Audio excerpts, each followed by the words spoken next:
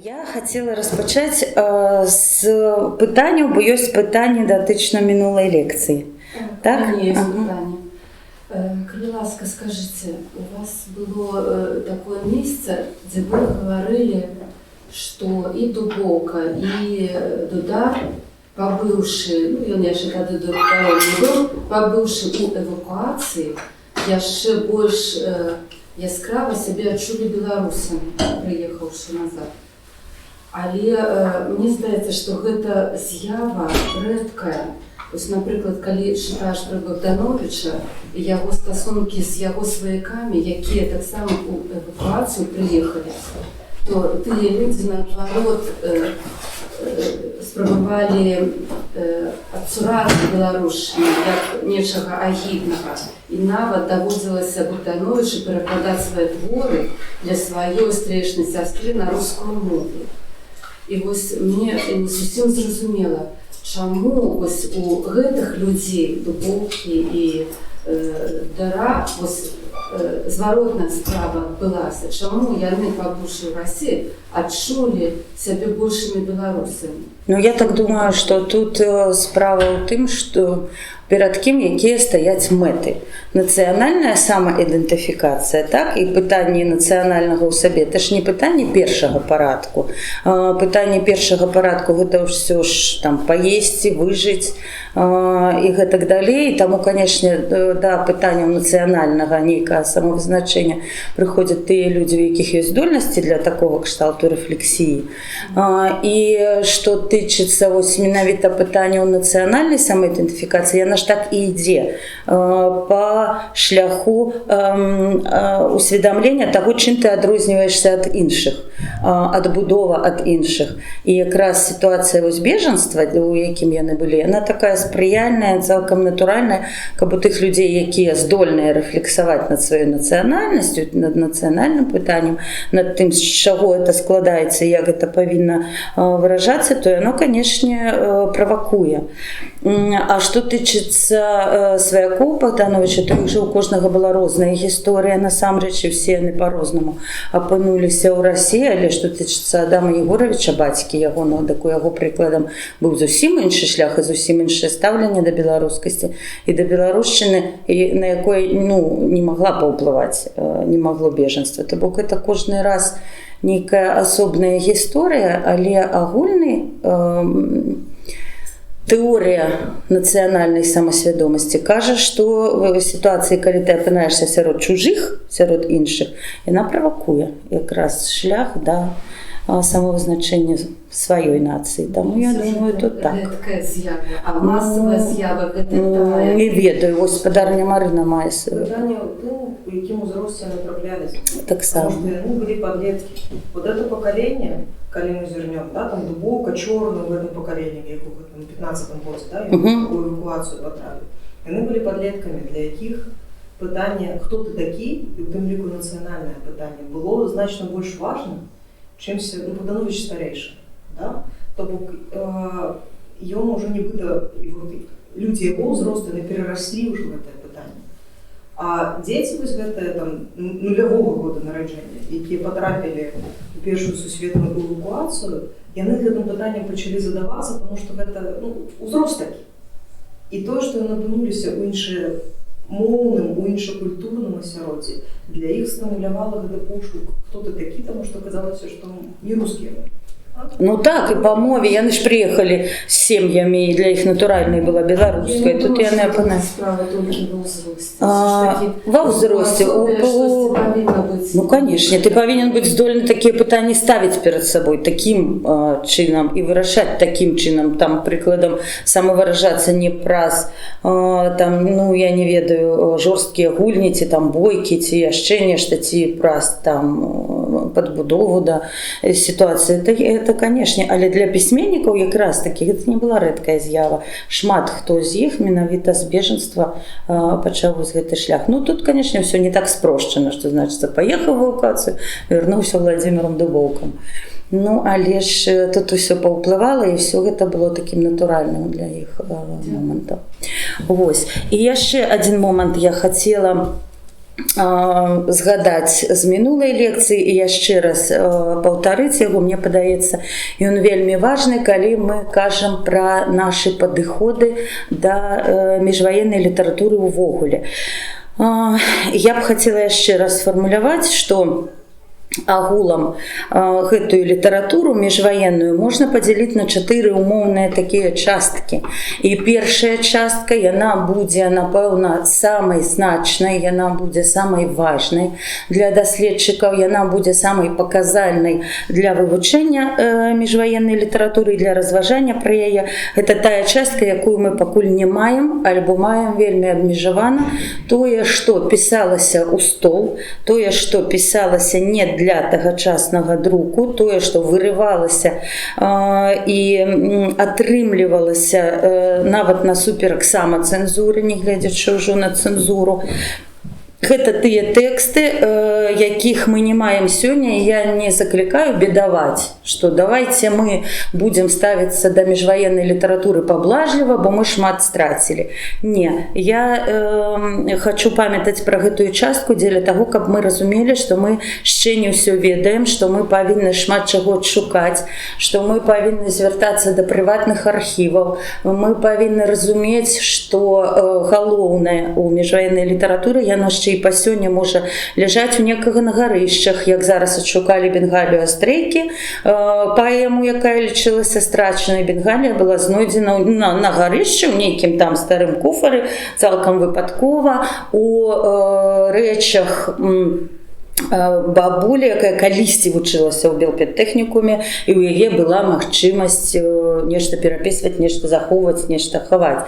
І мы павінны разумець, што ўсе людзі, у якіх ёсць у гісторыі сямейнай любы педтэхнікум, неважна які, ці то Менскі, ці то Мсціслаўскі, у якіх ёсць у сямейнай гісторыі Горацкая акадэмія, у якіх ёсць у сямейнай гісторыі БДУ першых гадоў, што гэтыя прыватныя архівы, паперы, якія маглі застацца, нейкія альбомчыкі.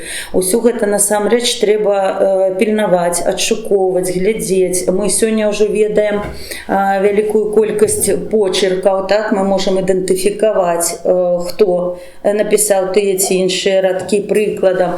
Можам рабіць нейкую экспертызу, то бок перад намі, перад навукай сучаснай, перад гісторыкамі, літаратуры, архівістамі стаіць задача адшукаць гэтыя тэксты, якія мы яшчэ сёння не можам нават аналізаваць, бо яны будуць самыя паказальныя ў сэнсе тых вышынь, якіх дасягала тагачасная літаратура. Другая частка, на якую мы і абапіраемся сёння і над якой ідзе праца, гэта тыя вершы і проза, якія друкаваліся ў тагачаснай перыёдыцы, у газетах і ў часопісах. Таму што там працэнт самацэнзуры і працэнт ціску быў меншы, чым прыкладам нават у зборніках.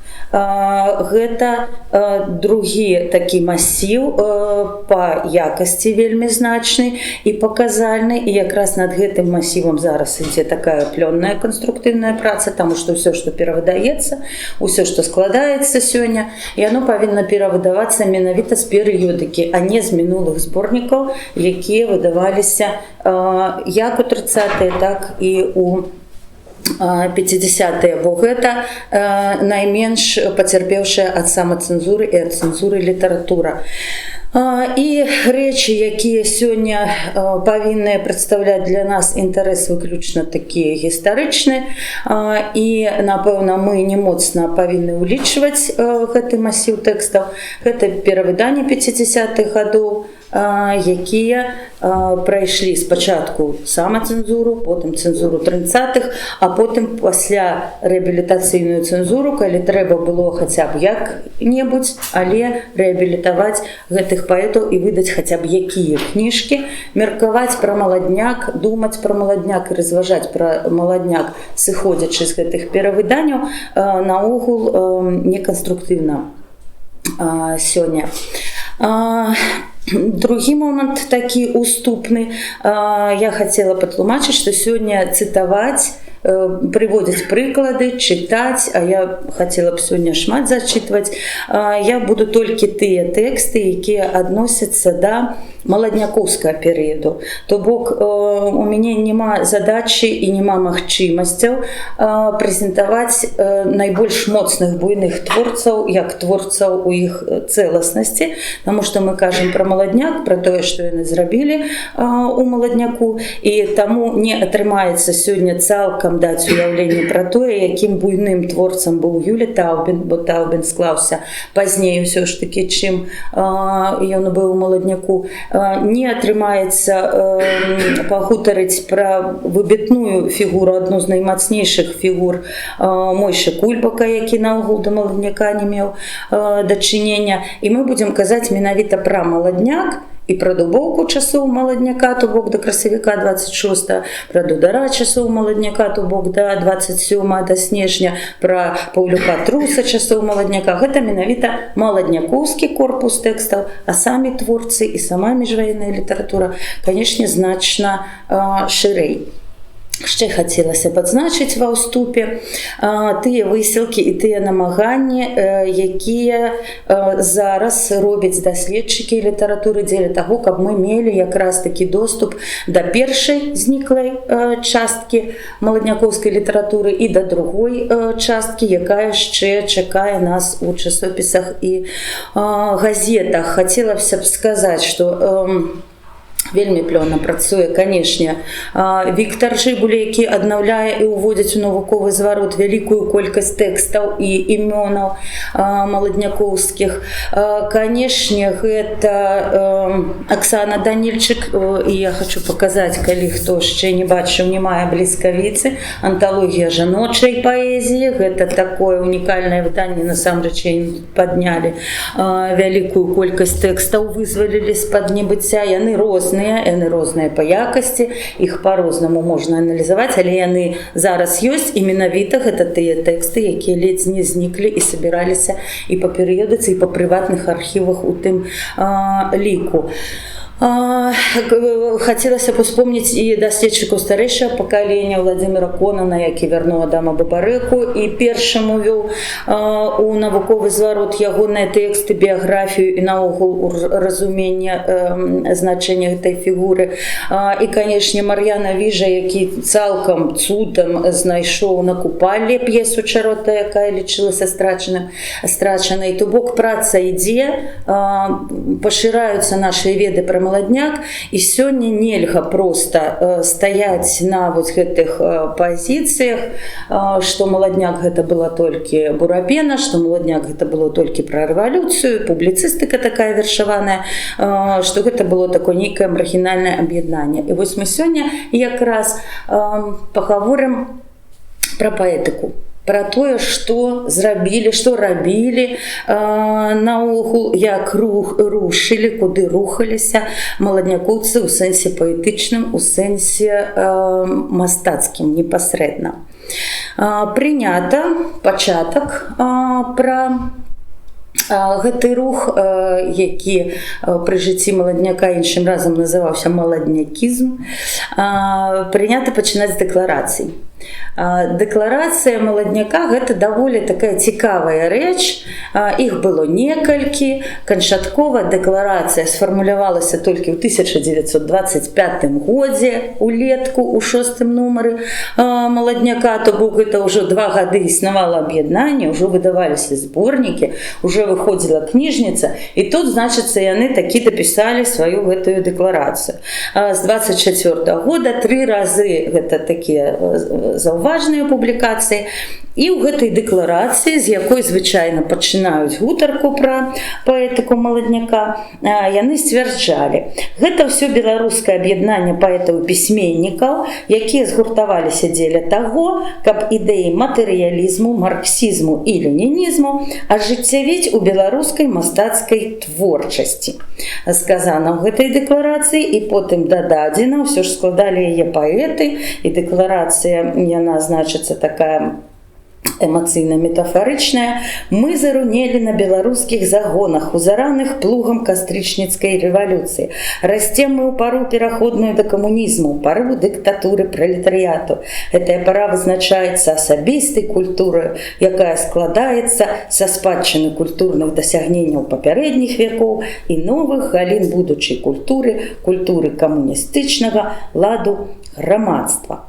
Калі пачынаць гутарку з дэкларацыі і калі думаць прастадушна, што паэт піша так, як ён дэкларуе, тым больш дэкларуе ад імя нейкага аб'яднання, тады, канешне, маладняк на сёння ўжо не мае ніякай вартасці, таму што гэта ўсё публіцыстыка, гэта ўсё установкі, якія засталіся ў гісторыі і не могуць быць цікавымі сучаснаму чытачу.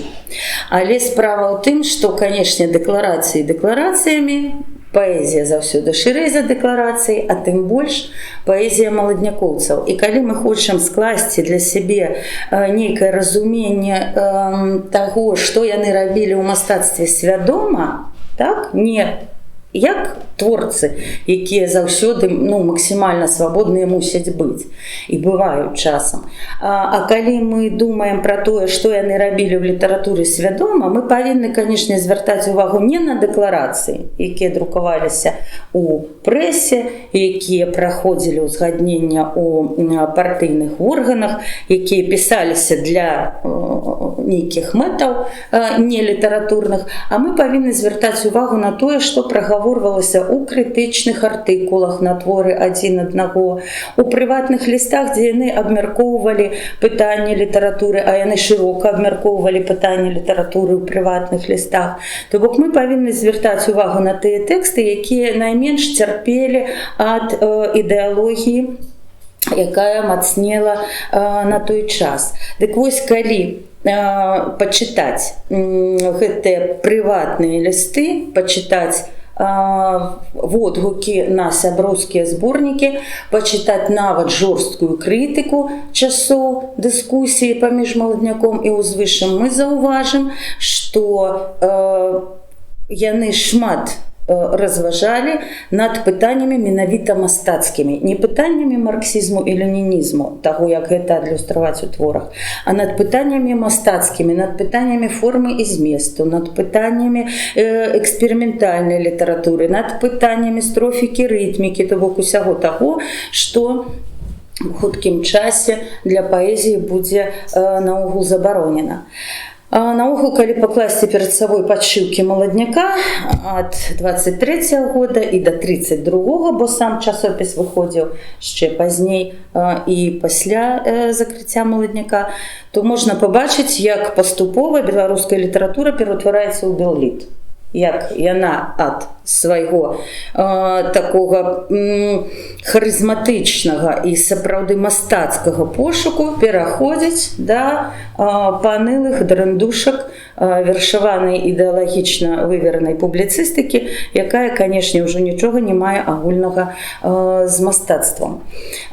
І менавіта маладнякоўцы былі першымі і асноўнымі фігурантамі гэтага вялікага сацыяльнага эксперыменту, які меў мэтай высветліць, ці можа быць літаратура ідэалагічнай, ці можа літаратура адпавядаць дэкларацыям, ці можа літаратура увасабляць у сабе нейкія ідэалагічныя параметры. Не можа, і яны гэта зразумелі яшчэ раней, чым іх усіх расстралялі.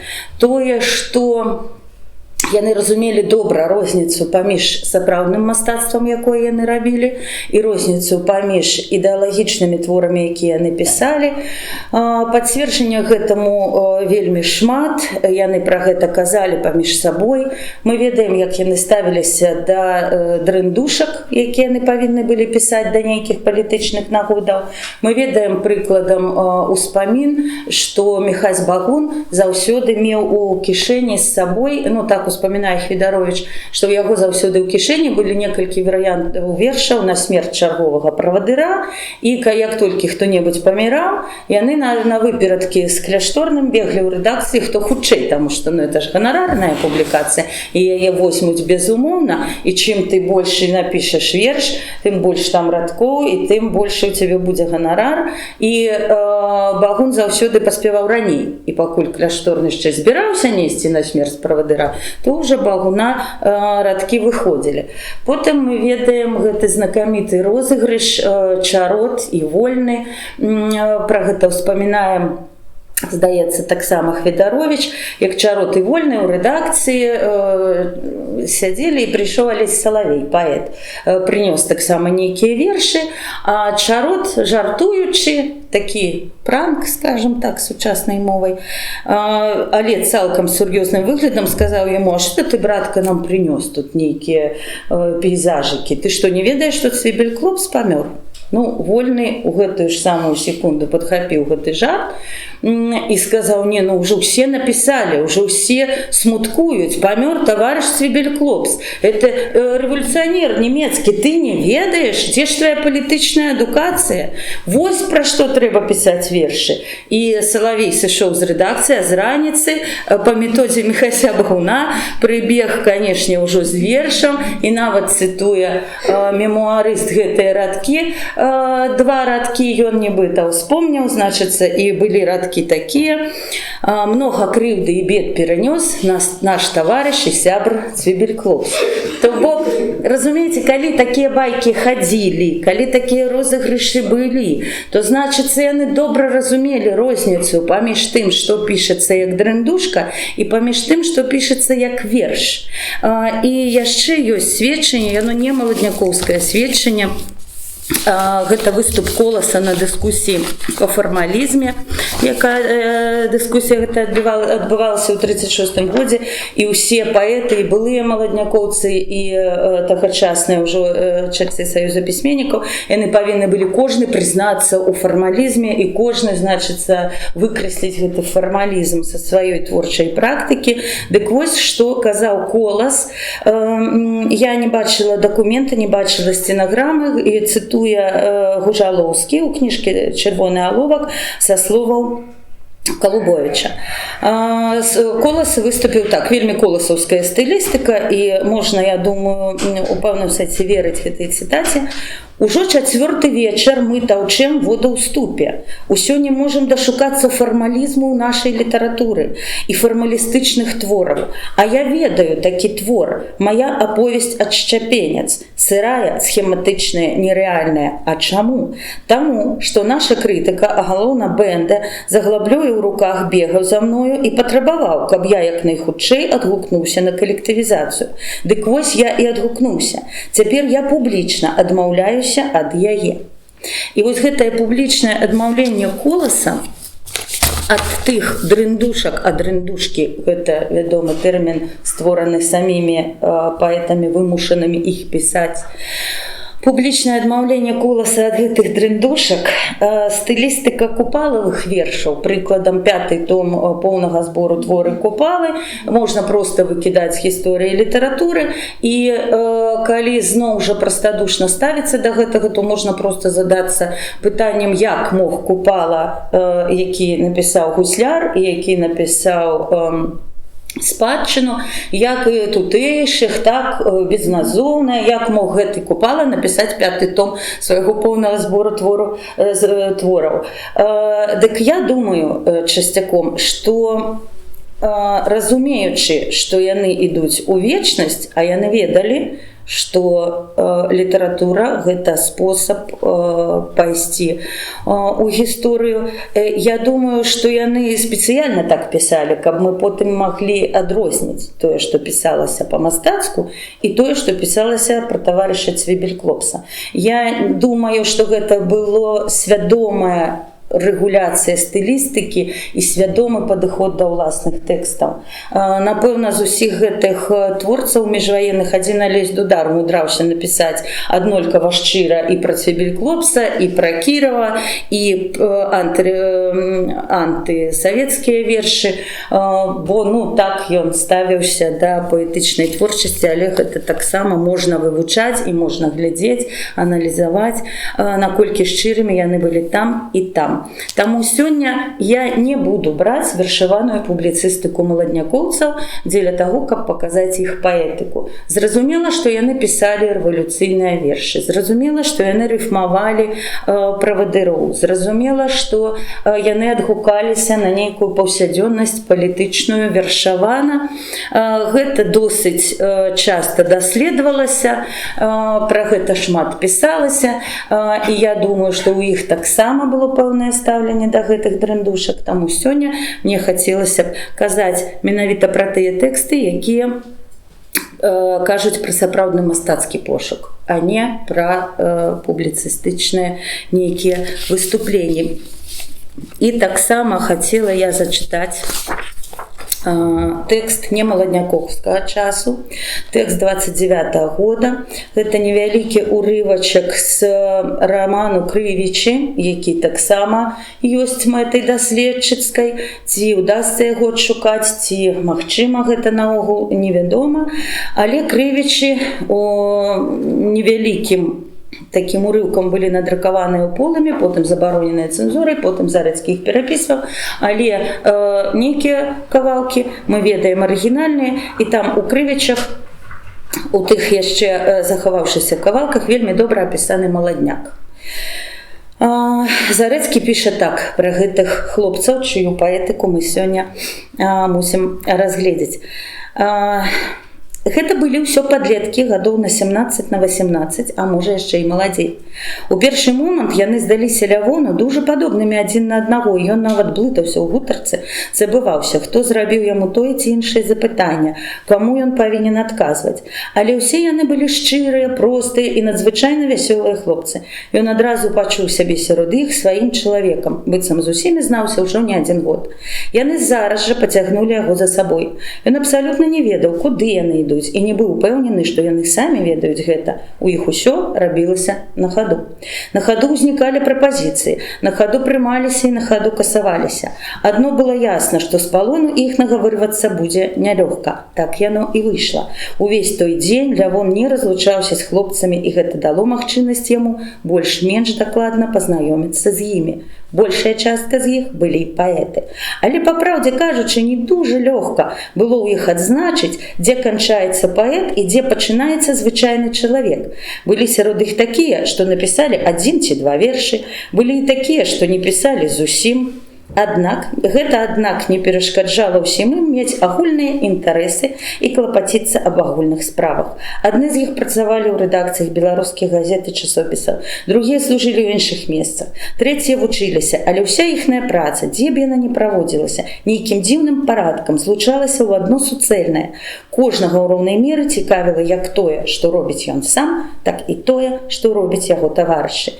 Яны жылі і працавалі ў розных канцах горада, але не ўважаючы на гэта, рэдка каму траплялася ўбачыць каго-небудзь з іх аднаго. Яны заўсёды хадзілі шумлівай вяткай.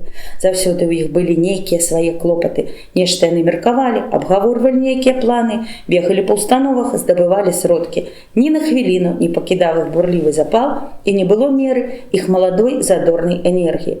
Гэта быў малады атрад беларускага штурм-und-дранга, гэта былі гарозныя дзеці, нядаўныя рэвалюцыйныя завірухі.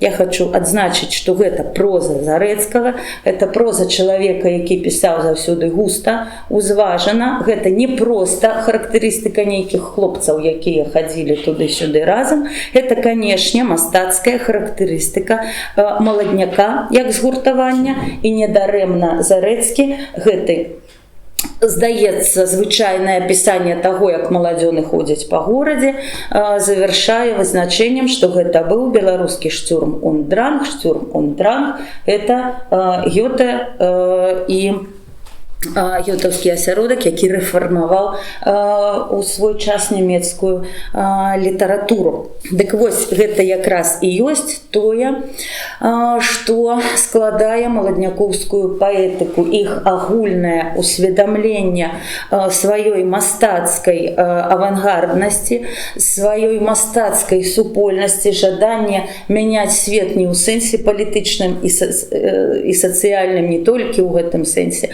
але і ў сэнсе мастацкім, і гэта, канешне, значна шырэй і значна важней за ўсе дэкларацыі. Калі прааналізаваць лісты, гутаркі, мемуары, рэцэнзіі сяброўскія, водгукі, ўсё тое, што складала такую неідэалагічную дыскусію, то можна выдзеліць наступныя асноўныя накірункі пошуку паэтычнага, які вёўся у межах маладняка, вёўся свядома. У Бдамліме захоўваюцца праграмы для маладнякоўскіх секцый, вось філіі, секцыі, там праводзіліся паседжанні, і захоўваюцца спісы пытанняў, якія павінны быць разгледжаны на гэтых паседжаннях, і гэтыя пытанні, гэта пытанне сімвалізму, імпрэсіянізму, футурызму, акмеізму, то бок яны самі сабе, як маглі, самаадукоўваючыся, чыталі лекцыі па самых актуальных праблемах тэорыі літаратуры, і менавіта ў межах маладняка, які шмат рабіў культурна-асветніцкай такой працы, яны, канешне, павышалі самаўсведамленне таго, што ў іх робіцца. Па-першае, гэта пашырэнне тэматыкі. Маладняк значна пашырае тэматыку беларускай літаратуры, выводзіць беларускую літаратуру з тэматычнага гета, зададзеных, з тэматычнага кола, зададзенага нашаніўцамі. Гэта ўжо не гаротная старонка, вёска, мужик, жняя. Тут яны ідуць, канешне, за Богдановичам у першую чаргу, але пашыраюць значна больш, чым мог дазволіць сабе Максім Богданович, бо іншая была сітуацыя, канешне. Тэматыка пашыраецца вельмі моцна за кошт геаграфіі. Яны пачынаюць пісаць творы пра Кітай, пісаць творы пра Еўропу, пра Польшчу. Яны пачынаюць далучаць да беларускай літаратуры, да тэматычнага яе поля вялікую колькасць небеларускіх рэаліяў. І прыкладам першае гэта шэрагу паэма «Кітайскі шоўк» Алеся Дударадзе. Ён цалкам бярэ за сюжэт такі эпічны барацьбу антыкаланіяльную у Кітаі і піша напрыканцы, чаму мяне хвалюе Кітай, чаму я пішу пра Кітай, таму што вельмі люблю Беларусь. То бок любоў да Беларусі выводзіцца за межы канкрэтна беларускага ось это топасу геаграфіі. Маладнякоўцы, менавіта маладнякоўцы прыводзяць у беларускую літаратуру горад, і не проста горад, а Менск. Так, тое, што не мог зрабіць Богданович, які, канешне, запачаткаваў гарадскую лірыку беларускай літаратуры, але менавіта Менск, вуліцы Менску, вуліца Савецкая, Пярэспа, гэта ўсё ўваходзіць у вершы маладнякоўскія як топас, так, як частка хранатопу прасторава-часавай характарыстыкі. Яны у аднаго з іх, у Александровича, прыкладам, Менск гэта горад вуліц, вуліцы, брукаваныя вуліцы, на якіх адбываецца ўсё дзеянне. Для Дудара Менск гэта фабрычныя гудкі, гэта фабрыкі, гэта новае, вось это абнаўленне такое індустрыяльнае. Для Дубоўкі Менск гэта той горад, на прыкладзе якога яны вось-вось пабачаць, як мяняецца старое на новае. І Менск паўстае ў іх такім асобным мастацкім вобразам. Маладнякоўскі Менск, горад, які мяняецца, горад, які рушыць наперад. Гэта, канешне, горад, гэта, канешне, Менск. Кіно.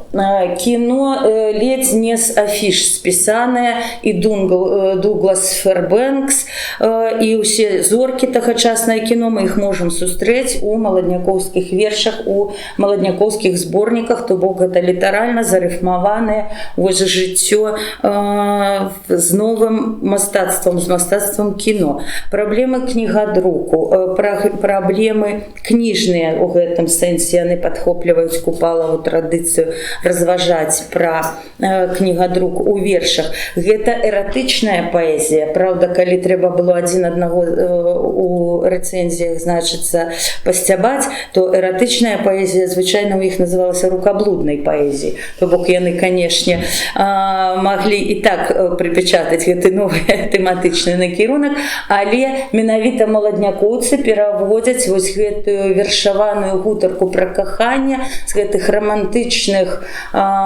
такіх бясплотных нейкіх вобразаў менавіта ў такі кантэкст цілесны, кантэкст перажыванняў, кантэкст пачуццёвы, і гэта таксама маладнякоўскае адкрыццё у паэзіі. Шмат займаюцца яны таксама і пародыямі адзін на аднаго, і недарэмна менавіта з маладнякоўскага асяродку вылучаецца такі парадыст Паўлюк Трус і Мікола Хведарович, яны так разам прыдумваюць такога Себасцяна Старобінска, і Себасцян Старобінскі складае ажно цэлую кніжку пародый на сваіх таварышаў. То бок маладняк абсалютна свядома займаецца пашырэннем тэматыкі і павелічэннем разнастайнасці тэматычных накірунках у паэзіі.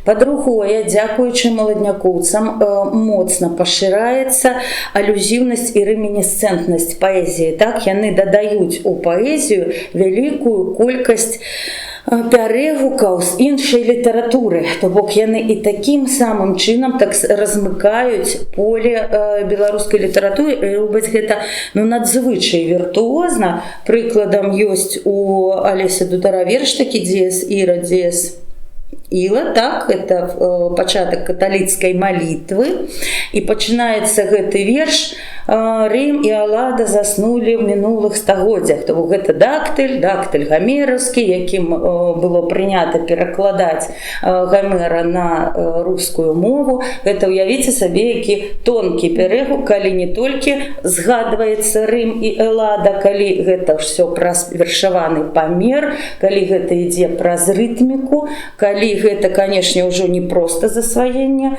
еўрапейскай літаратуры, а калі гэта засваенне на такім нанаўзроўні мастацкім.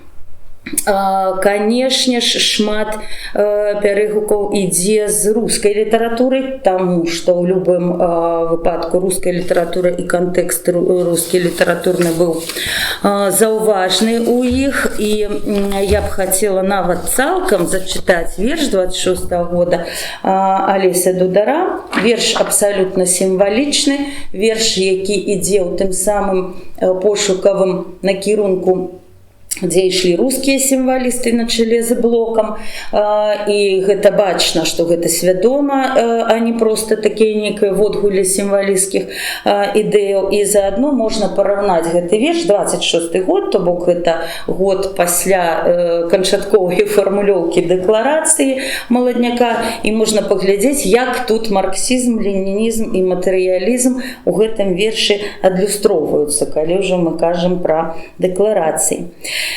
Верш такі. І ў нязнанай цьмянай далі словаў новых мы шукалі. Словаў новых мы шукалі і не здолелі знайсці, а ў жытнёвым у прасторы рассыпалі песні зоры, каля возераў трысці. І не думалі ніколі, што ў нашай моцы доля, і не вырвецца ад нас, не магло нам і прысніцца. Нашых думак калясніца гэта свету апаяс. Хто ж казаў, што ў цьмянай далі словаў новых мы шукалі і не здолелі знайсці. Новы дзень не за гарамі, наша доля будзе з намі днямі новымі цвісці. То бок, калі хацець, канешне, можна тут знайсці новую долю і можна тут знайсці, напэўна, нейкі марксізм і ленінізм у сэнсе гэтай новай долі, але гэта, канешне, выключна мастацкі пошук новых словаў, новых вобразаў, новых адносінаў да свету, в якім каля возераў Трысці блукаюць зоры. Не на небе, як гэта прынята, а каля возераў Трысці ў гэтым бясконцым трымценні, якое паэту трэба знайсці, трэба ўхапіць, трэба сфармуляваць, дзеля гэтага знайсці новыя словы. Гэта, канешне, хутчэй дэкларацыя сімвалістаў, чым тое, што надрукавана ў 6-м нумары «Маладняка». Ці яшчэ адзін верш усё таго ж Дудара 26-го года, які таксама кажа пра пошук новых словаў і пошук новых нейкіх накірункаў, і я не ведаю, як можна гэта синхронизовать с декларациями. Молились под крыжем, хистались от зморы, а я, як чернокнижник, лечу на небе зоры. Шукаю я заузята дороги з родных вязов, мкне сердце азията у синь таемных Азий, до казок синявейных неписанные правды, сомкнуть такие звенья, каб заискрила радость, спознать такие дали, знайсти такие тропы, каб правнуки не знали ни Азий, ни Европов, ці буде, ці не буде. Імкненне ёсць і воля, і прагнуць грудзі прастораў і сваволі. Гэта, канешне, далучэнне вось у беларускую літаратуру і рытмаў, і згадак, і пошукаў літаратур сусветных. І гэта, канешне, другі такі накірунак, якім займаюцца маладнякоўцы. Канешне, мы ўключаем сюды і пошукі Дубоўкі, які вельмі шчодра карыстаўся агульнаеўрапейскім кантэкстам і не толькі еўрапейскім. Ён уключаў у свае вершы і персаналіі сусветнай культуры, і згадкі зусім невядомых дзеячаў, як у тым вершы, які цытаваўся на мінулай лекцыі, так, Вань Жао-дзюнь, кітайская змагарка за правы нацменшынстваў. Гэта ўсё таксама было немагчыма у ранейшай літаратуры да маладнякоўцаў. Потым, канешне, эксперыменты са строфікай і рытмам і рыфмай. Першы верлібр, канешне, вельмі шмат эксперыментаваў Богданович. Вядома, што шмат эксперыментальнага можна знайсці у Купалы, а вось прыкладам верлібр Міхася Чарота. Мы звыкліся Міхася Чарота ўспрымаць як такога пралетарскага вестуна, барацьбіта, але вось верлібр аўтарства Міхася Чарота. Праз чорны дым паўдзённага туману гляджу я ў потнае вакно вялікай будучыны. Мне хочацца разбіць яго, разбіць і глянуць, якія колеры фарбуюць новы свет. Вы чуеце? Я паэт, але мяцеліцы свінцовых куль я не баюся. Схаваныя ў магілах гурбы цел немнога вырастуць, калі там лягу я. Уявіце сабе насамрэч, на што быў здольны пралетарскі паэт Міхась Чарот і наколькі ён быў значна мацнейшы па сваіх мастацкіх магчымасцях, чым тое, што мы прывыклі думаць пра яго. Канешне, эксперыменты маладнякоўскія вядуцца і так, як завяшчаў Максім Богданович, то бок трыялеты пішуцца вельмі шчодра, і ў Паўлюка Труса, і ў Міхася Багуна мы можам знайсці трыялет. І адзін з любімых маіх трыялетаў гэта трыялет Дудара, вельмі такі ён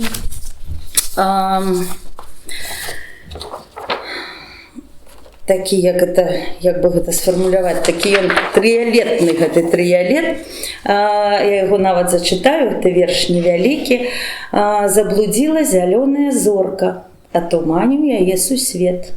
У зарніц залатой паласе заблудзіла зялёная зорка і вандруе ў срэбрыстай расе і шукае дарогі ў змроку. Заблудзіла зялёная зорка, атуманіў яе сусвет.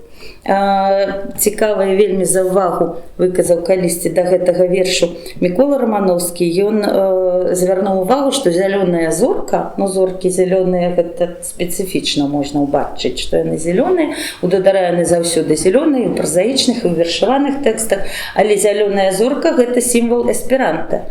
Эсперанта на той момант моцна развівалася, эсперантысты былі моцнай суполкай беларускай літаратуры. Дудар быў адным з першых паэтаў, якога эсперантысты пераклалі на эсперанта. І зараз, ну, вось ідзе гэты пошук, мы займаемся зараз эсперантыстамі, бо эсперантысты былі таксама амаль усе рэпрэсаваныя, можа, адзін Янка Маур толькі і ацалеў з эсперантыстаў, але вельмі цікава паглядзець на тое, як яны былі інтэграваны ў пісьменніцкую супольнасць, як пісьменніцкая супольнасць была ў іх. Архівы эсперантыстаў сёння таксама ёсць толькі ў прыватным карыстанні, то бок мы не можам у афіцыйны архіў прыйсці і даведацца што-небудзь пра менскае эсперанта. І вось цікава вельмі, ці не ёсць гэты трыялет далучэннем нейкіх пошукаў, якія таксама вяліся побач з тагачаснымі эсперантыстамі.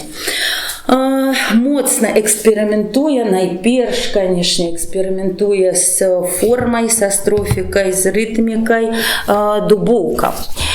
І дубоўкавы эксперыменты, пры тым, што паэзія ягоная складаная для ўспрыняцця, і такія чытачы, якія не прывыклі да чытання мадэрнісцкіх тэкстаў, не заўсёды могуць чытаць гэты эксперымент Дубоўкаў, а тое, што ён быў эксперыментам высокага кшталту, эксперыментам вельмі падмацаваным адукацыяй моцнай Дубоўкі, бо ён вучыўся ў Брусаўскім інстытуце і вучыўся як след, і быў сакратаром кабінета паэтыкі пры самом Брусаве, то бок гэта быў пошук вельмі абгрунтаваны веданнем тэорыі. Вось прыкладам пачатак паэмы невялікай Дубоўкавай «Грахі чубатыя». Асобная гутарка, гэта назвы, якія яны даюць і сваім творам, і раздзелам, і зборнікам. Прыкладам, зборнік і заласцісцей, і сталёвей. Так? Гэта сёння ў нас зборнікі могуць называцца «Свет далёкай зоркі», ці там «З часоў мінулага», ці прыкладам «Беларусь мая сінявокая». У міжваеннай літаратуры так зборнікі не называліся. Зборнікі называліся значна вастрэй і значна цікавей. Дык вось паэма «Грахі чубатыя», як яна пабудавана метрычна, так, страфічна. Ну, наогул яны звычайна ў рэцэнзіях пісалі: «Ой, добры паэт Валер Маракоў, але чаму ж ён піша чатырохрадкоўямі?» Так, ну, то бок, калі чалавек арганізоўваў свой верш па 4 радочкі ў страфу, то ў сяброўскіх водгуках гэта лічылася, ну, мавітонам. Ну, ты ж ужо сучасны паэт, ну што, ты не можаш уже не ў 4 радкі пісаць. Таму у маладнякоўцаў шмат пяцісцішчаў, шмат дійсціхоў, асабліва Дубоўка любіў гэтую форму, шмат такіх заблытаных фармальна вершаў, таму што гэта быў свядомы эксперымент. Вось «Грахі чубатыя» пачынаюцца так. Дубоўка. «Не было такога здарэння, каб на Беларусі не плакалі. Абяцалі ўсе збавенне, адцкавалі ўсе сабакамі. Кожны лічыць, што робіць ласку, а ты дзякуй і даланямі пляскай». Я выдзяляю радкі голасам. «Здзекі насілі у ранцах, капытамі надзеі тапталі, галёкай пасцеляць лёнам, можа паскавычыш, жаба не адна ў траве, а не шум баравы да галоўкі маёй». Уявіце сабе, які складаны тэкст. Гэта незвычайная пабудова, гэта незвычайны сінтаксіс, гэта паэзія, якая часам, калі паэт дазваляе, збіваецца на нейкую такую не зусім зразумелую, нейкую медытатыўную згадку нейкіх рэчаў з ягонай падсвядомасці, то бок гэта, канешне, вельмі складаныя вершы, у адрозненні ад тых, якія мы можам чытаць прыкладам у нашаніўцаў. Ще Дубоўка, Калініншчына, знакамітая ягоная паэма выразна маладняковская, прысвечаная Лесю Фомічу Адамовічу, палітычнаму дзеячу, якога мы ўзгадвалі ў лекцыі па палітыцы. Тут мне вельмі падабаюцца назвы раздзелаў. Як называюцца раздзелы ў гэтай паэме? Уступ. Другі раздзел называецца так: пачынаецца з гісторыі. Трэці раздзел падмацоўваецца адпаведнаю цытатай. Трэці пераходзіць да беларусізацыі. Чацвёрты спыняецца на геаграфіі і этнаграфіі. Пяты не можа абысціся без лірыкі. І шосты лірыкай і заканчваецца. Так называе ён раздзелы сваёй паэмы Дубоўкі. І вельмі мне падабаецца вось раздзел «Пачынаецца з гісторыі». Ён так называецца, раздзел такі: такая песня, думкі падарожныя, значыцца блакнот і нататкі. Калісьці сіла наезджая і варожая з Беларусі збірала падаткі.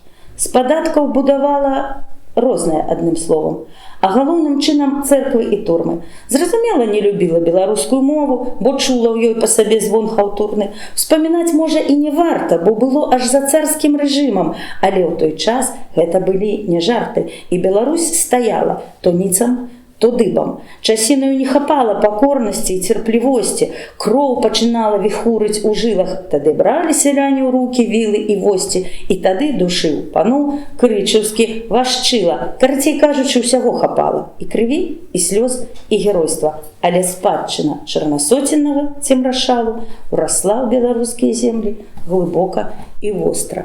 Глядзіце, які выбірае Дубоўка, канструіруе апавядальны тэмп, так? Як размаўляе ягоны апавядальнік з чытачом. Гэта паэзія, так? Яна метафарычная. Тут адна на адной метафоры, ёмістыя, вельмі кароткія і такія, што яны нават не ўспрымаюцца як нагрувашванне. І гэта такая гутарка адначасова з тым, што яна высокапаэтычная, яна вельмі такая прыніжаная. Ну, гутарка. Гэта такі размоўны стыль з усімі ягонымі характарыстыкамі. І гэта вельмі складана паэтычна зрабіць насамрэч. І гэта для беларускай літаратуры, для традыцыі тагачаснай абсалютна, канешне, новае слова. І як гэта лёгка, амаль незаўважна робіць Дубоўка. Што тычыцца рыфмаў, то маладнякоўцы, калі, значыцца, у іх была вось гэтая кампанія «Ўрошкі са старымі», адна з такіх моцных прэтэнзій да старэйшых былі ў іх дзеяслоўныя рыфмы. Што значыцца, колас у новай зямлі, у яго там адны толькі дзеясловы рыфмуюцца. Вот напісаў, значыцца, дзеясловы з рыфма, там насамрэч, ну, дзеясловы рыфмуюцца. Нічога ж немагчыма за тым парабіць. І, канешне, маладнякоўцы ад дзеяслоўных рыфмаў сыходзяць, а гэта значыць, што яны пачынаюць распрацоўваць магчымасці мовы. Ім трэба адшукаць тое, што рыфмуецца. Ім трэба пашырыць марфалогію вершу. Напэўна, адзіны, хто пляваў на дзеяслоўныя рыфмы, гэта быў Паўлюк Трус. Ён не грэбаваў імі і шмат выкарыстоўваў, але там зразумела па стылістыцы, таму што ён перасэнсоўвае фальклор. Хаця і Паўлюк Трус эксперыментаваў шмат з рыфмай. Маладнякоўцы ўводзяць пашырана ў паэзію сваю няпоўныя рыфмы, то бок яны рыфмуюць усё з усім, і калі толькі хаця б два гукі супадаюць, гэта ўжо лічыцца рыфма, яны размыкаюць верш з гэтай залежнасці ад рыфмаў. І прыкладам той жа Дубоўка, вялікі майстра рыфмаў кшталту ціхутка, так? Ён вялікі майстар знайсці такія адпаведнасці, калі некалькі слоў розных часцінаў мовы будуць рыфмавацца з адным нейкім словам. Але Дубоўка, ну, вялікая колькасць рыфмаў такіх, ну, адпушчаных у паветра, непоўных, неадпаведных, таму што верш не павінен на гэтым замыкацца. Санеты і вянкі санетаў. Я не ведаю вянкоў санетаў маладнякоўскіх, каб нехта напісаў з маладнякоўцаў вянок санету, але існуе вялікае ліставанне Глебкі, Бобрика і Лужаніна. Глебка хоча напісаць вянок санетаў. Ён не ведае, як гэта правільна зрабіць. Ён сядзіць у вёсцы. Лужанін бегае для яго ў бібліятэку, глядзіць, як пішуцца вянкі санетаў. Выпісвае яму, значыцца, это ў кнізе ёсць вакол Петра Глебкі, ёсць гэтыя лісты надрукаваныя. А Бобрик, значыцца, ну, Лужанін, он такі прастранны адрасат, ён доўга піша пра вянкі санетаў, а Бобрик просто дае схему Глебкі, перасылае, як напісаць вянок санетаў. То бок яны пра гэта думаюць, яны гэтым займаюцца, яны менавіта у межах сяброўскіх вось гэтых адносінаў, пра якія пісаў Зарэцкі, што яны все рабілі адно і тое ж, і кожны цікавіўся тым, што робіць таварыш, гэта менавіта тычыцца і паэтычных іх гутарак. Пяцісцішчы, нізкі вершаў, аб'яднаныя адной думкай, складана аб'яднаныя нізкі. Менавіта гэта альбомнае мышленне, што зараз называецца так, калі, прыкладам, спевак выпускае альбом, то гэта альбомнае мысленне. Таксама і нізкі вершаў, калі нешта аб'ядноўваецца не механічна, не на падставе нейкіх такіх знешніх фактараў, а унутранай думкай і унутраным пошукам. Безумоўна, жанравы эксперымент. Гэта яшчэ адзін накірунак пошуку маладнякоўскага. З жанрамі маладнякоўцы эксперыментуюць вельмі шчыра. Яны як робяць, прыносяць у беларускую літаратуру жанры сусветнай, так і прыдумваюць свае вершы ў прозе, верлібры, эскізы. Прыкладам нараджаецца такі жанр празаічны эскіз. Ну, мы не ведаем, няма дэкларацыі на гэты кошт у іх, але яны эксперыментуюць і ставяць гэтыя жанравыя назвы пад сваімі загалоўкамі празаічных твораў, каб даць такое новае жанравае значэнне. І вельмі падабаецца мне эксперымент Міхася Зарэцкага. У Зарэцкага выходзіць такі твор, называецца «42 дакументы». Выдатны твор, ёсць на беларускай палічцы, можна яго паглядзець. Гэта сюжэт па-мастацку, аформлены па-мастацку, перасэнсаваны, але там няма слова аўтара. Увесь твор складаецца з 42 дакументаў. Гэта анкеты, пратаколы, прыватныя лісты, тэлеграмы. Канешне, ўсё напісанае Зарэцкім, стылізаваныя пад пэўныя дакументы. І праз гэтыя дакументы мы разумеем, што адбываецца, разумеем сюжэт. Сюжэт гэты даволі складаны, гэта і палітычныя нейкія выпадак, пра які хоча расказаць аўтар, і напружаная вельмі асабістая гісторыя адносінаў паміж мужчынай і жанчынай. І ўсё гэта праз дакумент, і ніводнага аўтарскага слова. Гэта ўсё эксперымент 20-х гадоў. У нас ще і сёння паспрабуй знайсці такія эксперыментальна так пабудаваныя творы. З гэтых верлібр Чарота ўжо прагучаў, і я хацела зачытаць Вольнага Анатоля. Анатоль Вольны вельмі такі быў авангардны паэт. Не надта шмат ад яго засталося вершаў, і мы яшчэ не заняліся вывучэннем іх як след, то бок Вольны не перавыдаваўся ў 50-е і не перадаваўся яшчэ, не перавыдаваўся зараз, але вельмі цікавы ён творца.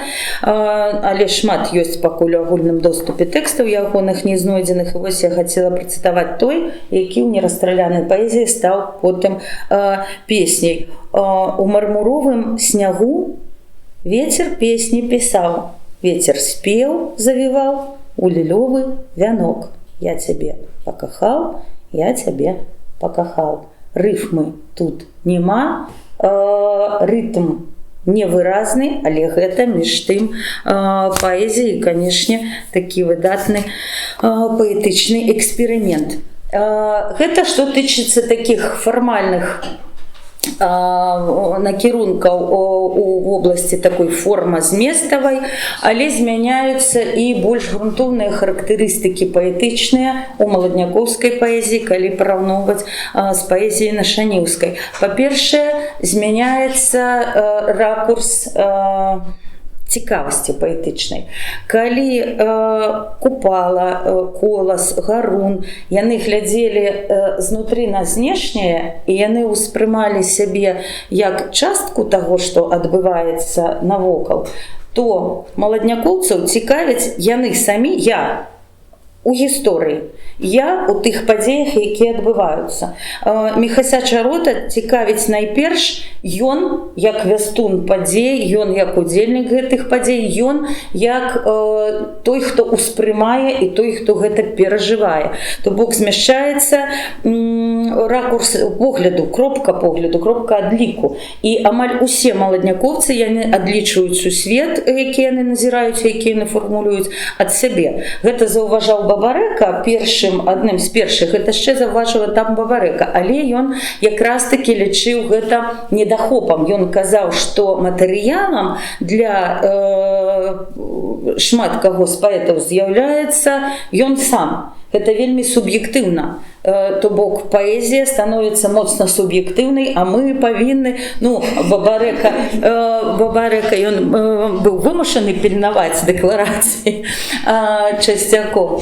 Так вось, проста гранічная суб'ектыўнасць абсалютна немагчымая для нашаніўскай літаратуры. І згодна з пошукамі прыкладам акмеістаў, бо акмеістычны дыскурс быў шмат для каго з маладнякоўцаў блізкім і такім важным, такога гумілёўскага разліву акмеізм. І з'яўляюцца ў іх вершах такія дэталі, канкрэтныя прывязкі да нейкіх рэаліяў. Вось гэтае імкненне адмовіцца ад агульна прынятых дэталяў, дэталізацыі паэтычнай да канкрэтнай суб'ектыўнай. І вельмі мне падабаецца ў гэтым сэнсе верш Дудара, прысвечаны Наталі Вішнеўскай, дзе ён апісвае вось нейкую рамантычную сітуацыю сустрэчы з дзяўчынай, так, не пад яварам з калінаю, прыкладам, не ў чыстым полі ля мяжы, як гэта было прынята, калі пачытаць, дзе сустракаюцца хлопец і дзяўчына у паэзіі нашаніўскай, то у Дудара гэта так канкрэтызуецца: помніш зіму і марозы, браму і мёрзлае вецце. То бок гэта імкненне адлюстраваць менавіта тое, што было, тое, што ёсць у рэальным жыцці, а не нейкую рамантычную абстаноўку, у якой было б зручна сустрэцца дзяўчыне з мужчынаю. Вось гэта вельмі важна, што адбываецца з літаратурай праз паэзію маладнякоўскую. Потым, канешне ж, сінтэз мастацтваў. Гэта агульны мадэрнісцкі прыклад, такі накірунак, агульны мадэрнісцкі клопат аб'яднаць, сінтэзаваць мастацтва, сінтэзаваць вершы з прозаю, лірыку з эпасам, слова і колер, слова і пах, то бок тое, што чым раней займаліся розныя віды мастацтваў.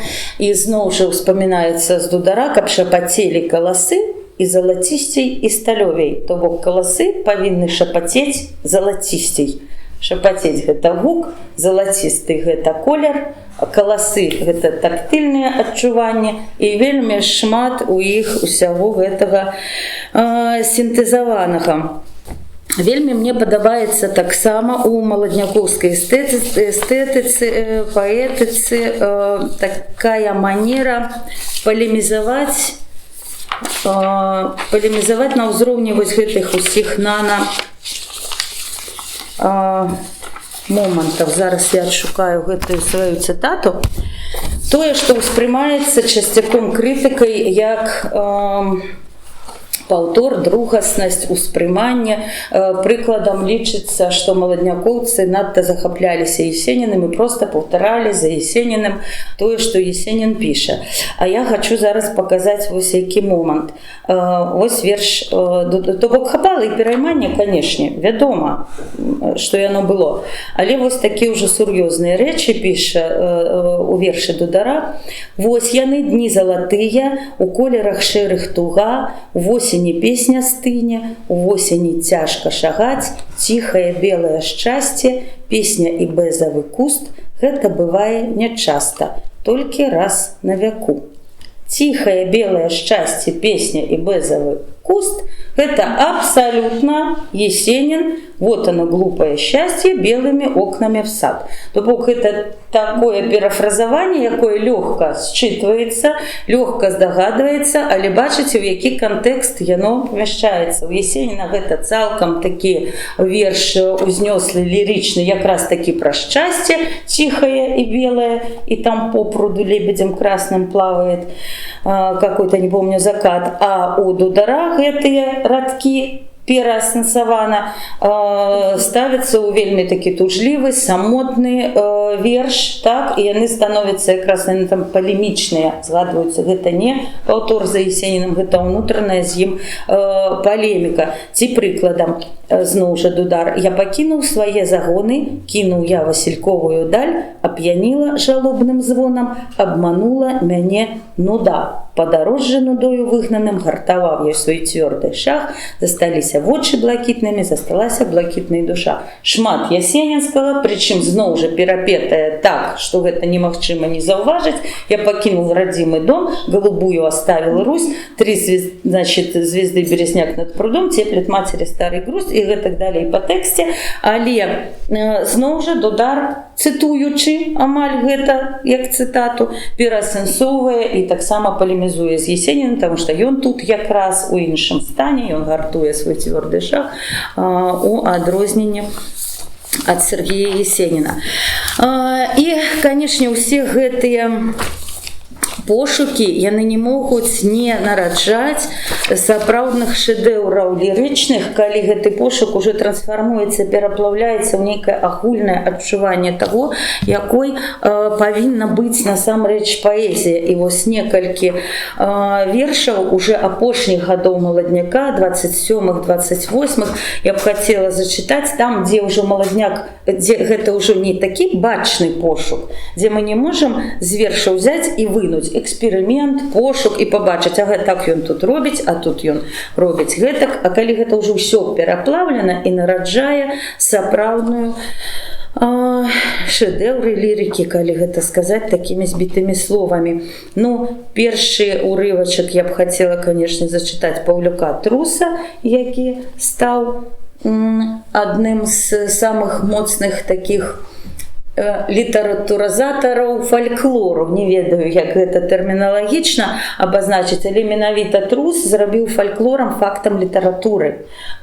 І амаль усю сваю творчасць прысвяціў вось гэтаму, таму, каб фальклор арганічна абсалютна стаў ужо мастацтвам слова, пераасэнсаваным, пры гэтым не страціўшы сваёй фальклорнай свежасці і арыгінальнасці і такой адпаведнасці, аўтэнтычнасці. Ну і знакаміты ягоны верш, дзе і гукапіс, і рыфма, і пераасэнсаванне вось гэтых традыцыйных вобразаў. А ў палёг, ды быльнёг палёг, зацвілі сады цветам шэранню, і ў далёкі край, за Дунай, над сялом плывуць гусі шэрыя. Ой, куды выйды шэрыя гусі, ці ж няма вады вам тут на Беларусі. Колькі тут унутры кожнага радка перагукання і рыфмовак, і гукапісу, і нейкіх вельмі-вельмі тонкіх паэтычных такіх адпаведнасцяў, канешне, гэта высоко такое ўжо мастацкае, высокомастацкі такі твор. Яшчэ хацела прачытаць адзін урывачак з нізкі вершаў Дудара. Прычым цікава мне яго прачытаць, тым больш, што я магу вам сказаць прыкладна, з якім месцам геаграфічна яно звязана. Вось калі ісці з Маскоўскай вуліцы пад заходні мост, там, дзе ідуць цягнікі, мост гэты захаваўся, гэта самы стары менскі мост, які захаваўся з з старабытніх часоў, з тых часоў, як быў пабудаваны. Вось калі выходзіш пад гэты мост, уяўляеце сабе, так, з вуліцы Маскоўскай, то далей ідуць дарогі. Адна пайшла на былую падгорную Карла Маркса і туды, дзе вакзал Лібава-Роменскі, адна пайшла на Немігу, туды, дзе быў Маладняк, а адна пайшла ў цэнтр, праз Чырвоны касцёл, праз Дом ураду, пайшла на праспект Незалежнасці. Вось гэтыя тры дарогі, якія разыходзяцца за мастом, і кожная з якіх гэта свой такі, ну, геаграфічна свой шлях. Там ты пайшоў, ну, такія былінныя тры гэтыя дарогі. І вось верш вельмі такі скрушны. За мостом разышліся вілаватыя сцежкі, разышліся дарогі, і трава пры дарозе, і дзірван на ўзмешках, і туман кру дарогі. Не прайсці, не праехаць, і назад не вярнуцца, праз бары, дзе бярозы верхавінамі гнуцца, разышліся дарогі. Тут зноў жа і рыфмоўка, і рытм, і пабудова верша, і такі выразны абсалютна філасофскі пошук, а не ідэалагічны. Канешне, ўсё ў гэтым вершы бачна. Эксперыментуюць і дзяўчаты, і не гледзячы на тое, што, канешне, з дзяўчатамі сітуацыя складаная ў якім сэнсе. Іх моцна рэдагавалі. Напэўна, мы не маем пакуль што вершаў, напісаных імі ў 20-е гады, непасрэдна імі, без рэдактуры. Бо Дубоўка прызнаваўся сам потым у 50-х, што моцна адрэдагаваны вось гэты зборнік Бандарынай, Вішнеўскай, Флямбаум, адзіны, што выпусцілі дзяўчаты ў кніжніцы Маладнякоўскай. Потым у часопісах вельмі бачна, прыкладам, калі Наля Маркава, то Наля Маркава заўсёды адрэдагаваная Дубоўкам, і гэта Дубоўкаў эксперымент, і гэта такі, я зараз зачытаю, вы пачуеце ў Налі Маркавай голас Дубоўкі, а калі гэта Наталья Вішнеўская, значыцца, это адрэдагаваная Дударом, і мы бачым там дударовы нейкія вобразы, і то бок з дзяўчатамі, канешне, абыходзіліся яны не вельмі добра, але між тым нейкая аснова дзявочай паэзіі тагачаснай ёсць. І вось Наля Маркава, маладнякоўка магілёўскай філіі, тая, іменем якой названы цэлы зборнік вершаў Дубоўкі. Дарэчы, зборнік называецца «Наля». Гэта вельмі смела іменем каханай дзяўчыны назваць, а жанр гэтага зборніка пазначаны як мелодыі. Не вершы, а мелодыі. Вось Налі Маркавы верш «Рука» Владзіміра Мікалаевіча Дубоўкі тут бачна проста неўзброеным вокам. Ціха, жаль пагардай вострай, сэрца рытмы затрымаў. Ціха, у далях снуе кросны, белакрылая зіма. Ціха, у гаі чарнабровым так смуткуюць верхавінні. Ціха, у суме палыновым маё сэрца не астыне. Ціха, так і сум бярозы, беларосны снег. Ціха, што сліюцца слёзы, то не скарга, не. Ну, але ж дзяўчаты ўсё адно, не гледзячы на рэдактарскую руку, эксперыментуюць. Яшчэ хацела зачытаць невялічкі верш Евгеніі Флямбаум, якую, канешне ж, рэдагаваў Максім Лужанін. Ну, на кожную дзяўчыну там знаходзіўся свой рэдактар неабыякавы. Вельмі цікавы верш паэту. Колькі смагі песеннай нікне ў прыкрай шэрані асвечанай блякласцю жыцця, і ўзвіванне радасці уздымнымі намерамі нагадуеш блізка ты, малае дзіця. Вочы заяскравілі, смутак пераможаны, ліраю пакорлівай разаб'еш ты лёд. Песня пераліўная, тузе варожая, абаўе ў водзылках пунсавейшы ўсход. Бачыце, колькі тут спробаў і метафарычнага пісьма, і псіхалогію перадаць праз нейкія такія варыянты паэтычныя. То бок, канешне, таксама бачна, што гэта ўсё вельмі было для іх, ось это паэтычнае майстэрства, яно было ў іх у руках. Яны ім валодалі, менавіта дзякуючы таму, што разам рушылі. І яшчэ адзін момант, які хацелася б заўважыць, калі мы кажам пра паэтыку Маладняка, гэта эзопава мова. Ёсць такая цікавая праца у Антона Адамовича, у крытыка, які потым будзе узвышэнскім крытыкам, а потым эмігранцкім крытыкам. Ёсць такая праца, называецца «Супраціў саветызацыі ў беларускай літаратуры». Праца даволі спецыфічная і, канешне, як аглабельныя крытыкі адшуквалі контррэвалюцыю, перакручваючы вершы, так Антон Адамович адшукваў супраціў саветызацыі, перакручваючы вершы, але некалькі заўваг у яго там ёсць сур'ёзных, і я так думаю, што яны абмяркоўваліся у асяродку паэтаў. Тады яшчэ, калі ўсе гэтыя вершы пісаліся. Прыкладам, у Язэпа Пушчы ёсць такі верш, паэма «Цень консула». Паэма вельмі такая палемічная, паэма ўжо з тых часоў, калі маладнякоўцы пачалі разумець, што тое, што адбываецца, гэта непажадана, і гэта не тое, чаго ім хацелася б. І дык вось «Цень консула» заўважае Антон Адамович. ЦК – это, конечно ж, адресаванне ЦК консулу, то бок найміту каланіяльнаму, які метраполія ставіць над сваёй калоніяй. Антон Адамович таксама прыводзіць такі прыклад з вершаў Дубоўкі. Я не ведаю, ці мог Дубоўка так агаварыцца, ці мог ён дапусціць такую стылістычную двухсэнсовасць. Дубоўка вялікі майстар эзопавай мовы, у яго шмат ёсць момантаў ужо пазнейшага, а ў 50-е гады так ён і наогул піша выключна ёю. Дык вось з маладнякоўскага перыяду 26-го года з вершу такая цытата прыводзіць Антон Адамович. «І тэю моваю, з якой ставлялі, напэўна, на калені, якой душылі, сціскалі, загаварыў вялікі Ленін, загаварыў таварыш Сталін». Тою мовою рускую маецца на ўвазе, так, якой душылі і сціскалі, загаварыў таварыш Ленін, загаварыў таварыш Сталін.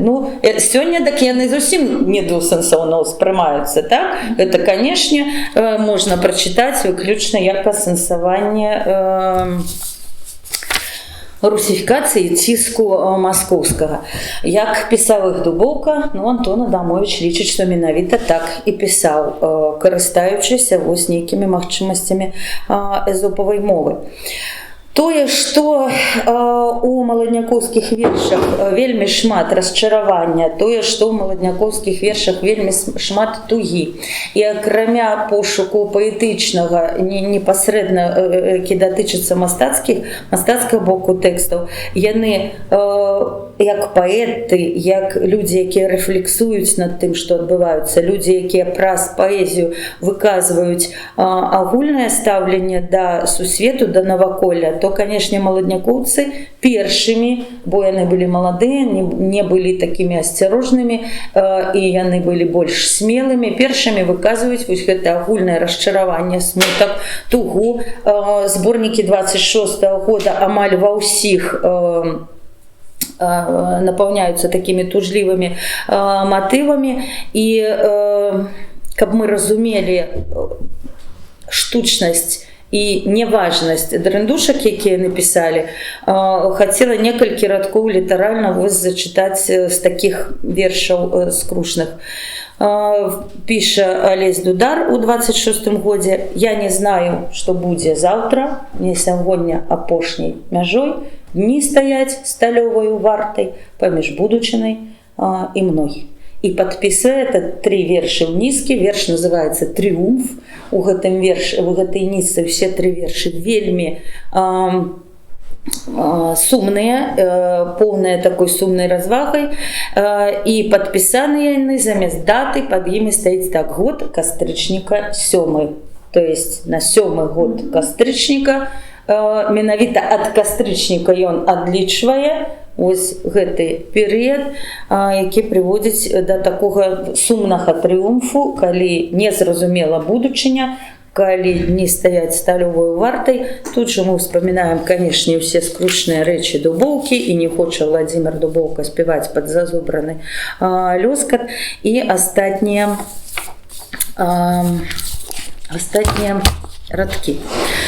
Калі казаць пра паэтыку маладняка ў некалькіх словах літаральна, я хацела б яшчэ згадаць такія паралітаратурныя з'явы, якія вельмі уласцівыя паэтыцы мадэрністаў па ўсім сусвеце, і французскіх, і рускіх, і вядома ж і беларускіх. Это паралітаратурныя нейкія з'явы, якія ўключаюцца самімі паэтамі ў літаратурны кантэкст.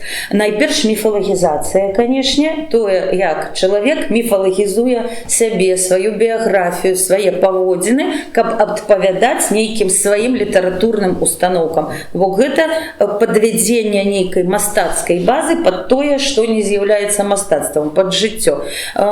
Ось одну рэч я вам скажу, яшчэ не аформленую, мы яшчэ працуем над гэтым. Але Міхась Зарэцкі, калі прачытаць ягоныя творы 23, 4, 5 гадоў, то бок маладнякоўскіх гадоў, вельмі адчувальны там уплыў Фрэйда. Вельмі адчувальна, што ён проста пераасэнсоўвае Фрэйда па-мастацку свядома. Ён дае як бы такія ілюстрацыі фрэйдавай тэорыі, але дае іх як мастак. Так? І проста ўсіх адсылаю да рассказу Мар'я. Гэтая Мар'я, у якой проста фрэйдаўская сітуацыя з падручніка, але распісаная мастацкімі сродкамі. Дык вось, ёсць такі знакамітая байка, якая раней успрымалася за чыстую манету, як Міхась Зарэцкі пачаў пісаць. Сам Зарэцкі гэтую байку пусціў у свет, і сам ён казаў, што я пісьменнікам станавіцца не збіраўся, але аднойчы мне прысніўся сон. І сон гэты быў такі дзіўны, такі незвычайны. Я сеў яго записываць, і падбіраць словы, і каб гэта было просто так, як я ўбачыў, і так, значыць, я захапіўся, што стаў пісьменнікам. Штучнасць гэтай байкі, яна як бы адчуваецца. Але калі мы пачынаем думаць над тым, што Зарэцкі захоплены быў і тэорыяй Фрэйда, і манерай Фрэйда глядзець на рэчы і тлумачыць нейкія ўзаемасувязі, мы, канешне, можам думаць, можам такую развіць гіпотэзу, што это, канешне, быў міф, міфалагізацыя, які для Зарэцкага быў вельмі важны. І, канешне, быў вялікі майстра на міфалагізацыю Владзімір Дубоўка. Ён наогул шмат міфаў пра сваю біяграфію ствараў і з вялікім задавальненнем множыў. Што яшчэ важна з паралітаратурных з'яваў, гэта маладнякоўская мова вопраткі. Маладнякоўцы, знешні выгляд свой, гэта тое самае, што знакамітая жоўтая блуза Маяковскага. Так, маладнякоўцы пачыналі з таго, што завялі агульную такую форму, калі яшчэ яны не маглі апранацца ў крамныя, калі яны яшчэ хадзілі ў даматканых світках і ў бацькоўскіх кажухах, але ва ўсіх іх быў такі падслуцкі пояс зроблены. Так, яны падпярэзваліся гэтым слуцкім поясам. Калі паглядзець на фотаздымак знакаміты з пленума маладняка 25-го года, то бачна дударым падпярэзаны быў яго, так кажух распахнуўся, і бачна, што гэты пояс з кутасамі слуцкі свісае. Так хадзіў трус, так хадзіў тудар, так хадзіў пушча, дарожны. Моладзь маладнякоўская, гэта было іх такой знак адрознення ад іншых.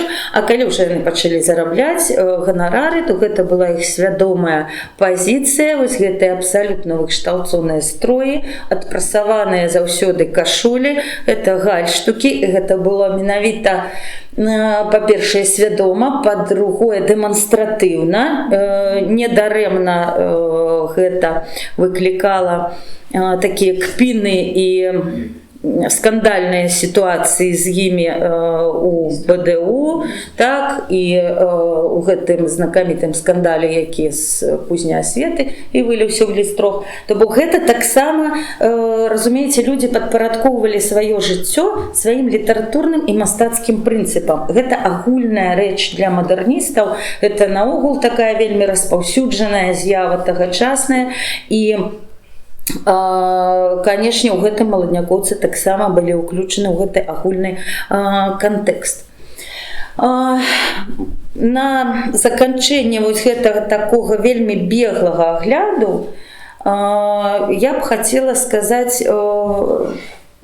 пра спадчыну маладнякоўцаў. Так атрымалася, што іх пошук, іх літаратурны рух, іх імкненне наперад скончылася раней, чым яны памерлі, раней, чым іх забілі. Яны былі яшчэ сведкамі таго, як яны перасталі пісаць, яны усведамілі гэта ўнутры сабе. Яны амаль усе зразумелі, што літаратура для іх скончылася, таму што не было ніякай магчымасці пасля 30-го году, пасля разгрому узвышша, пісаць так і рушыць так, як яны хацелі і як яны усведамлялі.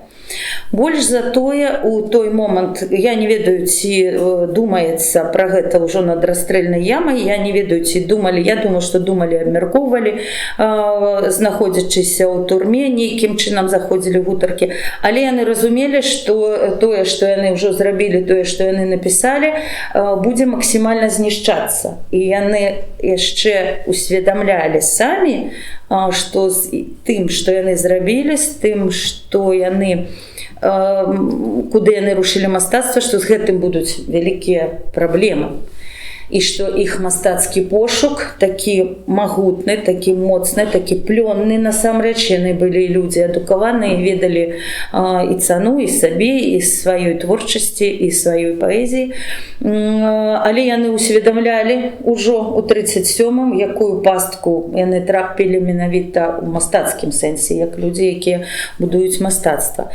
І, на жаль, яна, гэтая спадчына, так і засталася неўспрынятая. У пэўным сэнсе маладнякоўскі пошук маглі б працягваць тыя, хто вярнуўся. Маглі б працягваць Чарнушевіч, Хведаровіч, Шушкевіч, Сяднёў, тыя, хто адседзеў і вяртаўся ў 50-е, але зноў жа гэта было такое становішча ў літаратуры, што яны не маглі гэта зрабіць. Ну і далей літаратура рушыла і развівалася не на гэтым грунце, без іх. І мы не можам сёння казаць пра ўплывы, прыкладам, Міхася Чарота на Алеся Разанова, прыкладам. Так, это нават кашчунства, хаця мы па верлібры Чарота бачым, што яно магло быць, гэты працяг, ён бы мог быць, і ён бы мог здарыцца, магчыма, раней, чым ён здарыўся. Мы не можам казаць пра ўплывы Дудара на каго-небудзь. Мы нават з вялікай складанасцю можам сказаць, што на некага паўплываў Дубоўка ў сэнсе мастацкага пошуку і ў сэнсе тых уплываў, якія звычайна бываюць у літаратуры. І сёння вялікія праблемы з успрыманнем гэтай спадчыны, таму што ёсць гэты міф пра, значыцца, БССРаўскіх пісакаў і гэтак далей. Але што могуць даць сёння маладнякоўцы? Зразумела, літаратура пайшла далей. Яна не можа сёння вярнуцца і абаперціся на той паэтычны досвед, таму што нейкі шлях літаратура прайшла, атрымліваецца паралельна з іх пошукам і ідзе у сваім накірунку. Але што зараз, чым маладнякоўцы і чым вось гэтыя ўсе тэксты могуць быць карыснымі і з'яўляюцца карыснымі? Па-першае, гэта мова. Гэта абсалютна натуральная, дарэформенная мова. Гэта не зрусіфікаваная яшчэ лексіка. Гэта натуральны абсалютна сінтаксіс. Гэта паэтычныя магчымасці мовы, дадзеныя і крышталізаваныя натуральнымі носьбітамі яе, людзьмі, якія гэтую мову ведалі вось ад пачатку і ведалі ў дарэформеным варыянце. Мы не шмат маем сёння творцаў, да якіх можна вось так прыпасці, метафарычна кажучы, да іх моўных багаццяў.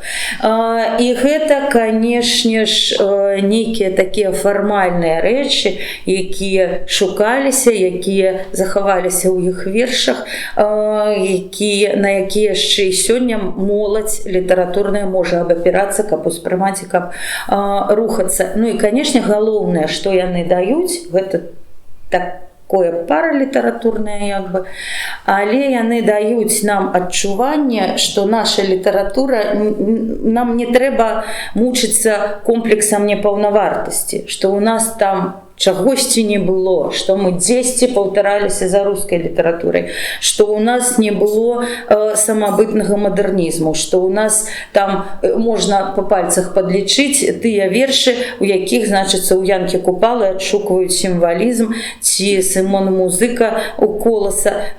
Яны даюць нам адчуванне на сёння, што літаратура тагачасная, міжваенная беларуская за 5 гадоў, 23 па 28, за 5 гадоў народоўзнавання маладняка прайшла путь, які іншыя літаратуры ў значна больш спрыяльных умовах праходзілі дзесяцігоддзямі, а яны зрабілі гэта за 5 год і больш. Затое разумелі, што хутчэй за ўсё будуць вялікія праблемы з тым, як гэта застанецца на потым.